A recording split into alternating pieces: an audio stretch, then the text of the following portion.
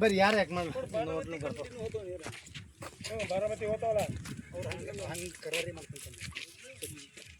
आपल्या सरकारने सुद्धा महाराष्ट्र शासन सुद्धा प्रत्येक ठिकाणी असे बंधारे बसवायला पाहिजेत. 1 TMC पाणीसाठ्याची कॅपॅसिटी असणारा हा बंधारा आहे.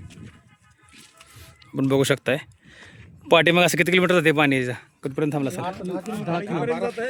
15 किलोमीटर जवळजवळ भंडारा कोटेपर्यंत गेले. त्याच्यावर याचं पाणी थांबतं मध्ये 3 बंधारे असं बुडाले. बरं म्हणजे 1-1.5 TMC पर्यंत ह्याची पाण्याची कॅपॅसिटी आहे.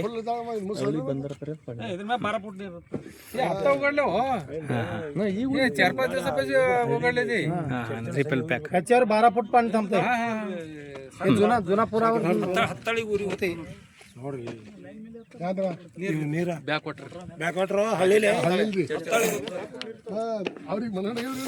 ही भीमा नदीच आहे आपली बघा. वाटते का एका बाजूला भीमा नदी पाणी टंचाई म्हणून सांगितलं जाते आणि ह्या आपण बघता आता उजव्या बाजूला हे आपलं महाराष्ट्र आहे.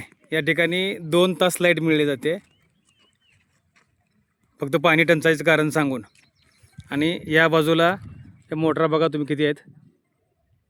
हे कर्नाटक आहे. इकडं 8 तास 3 फेजची लाईट आहे. 4 तास त्यांना परत सिंगल फेजची लाईट मिळते. जी 3 फेज जरी धरली तरी सलग 8 तास त्यांना लाईट चालू आहे. आणि या बंधाऱ्याच्या पलीकडे चिटकून खालीच लगेच औज बंधारा आहे. टाकळी बंधारा, शिरनाळ बंधारा. म्हणजे इथून कंटिन्यू पाणी आहे.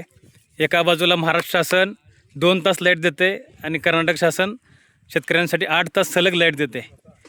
मग जर आमच्या मोटरा बंद राहिल्या तर पाणी साठा टिकून राहील का?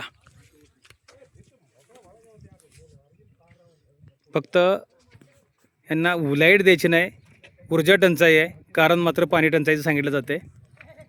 जर पाणी टंचाई असेल, आम्ही मोटरा बंद ठेवल्या आणि कर्नाटकवाल्यांनी मोटरा चालू ठेवल्या तर ह्यातलं पाणी टिकणार आहे का?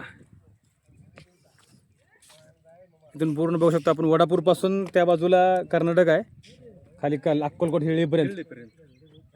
एका बाजूला महाराष्ट्र आहे, एका बाजूला कर्नाटक आहे. जवळजवळ असं 40-50 किलोमीटरचा एरिया आहे जिथं नदीच्या दुसऱ्या बाजूला कर्नाटकची बाउंड्री आहे. कर्नाटकचे शेतकरी आहेत. तिथं लाईट 8 तास चालू आहे आणि आपल्याला 2 तास.